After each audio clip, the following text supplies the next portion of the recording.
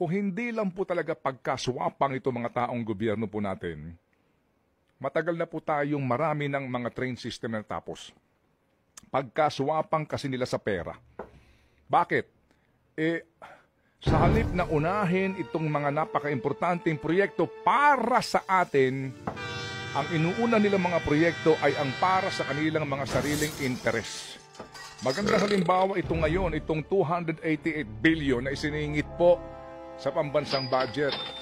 288 billion. Binawasan daw ng 26. Okay, 26. So magkano pa natira? But basically po, wala naman sa plano mismo po ng kagawaran, wala mismo sa plano talaga ng pambansang gobyerno, isiningit po nitong sigurado ko'y magnanakaw sa perang ito.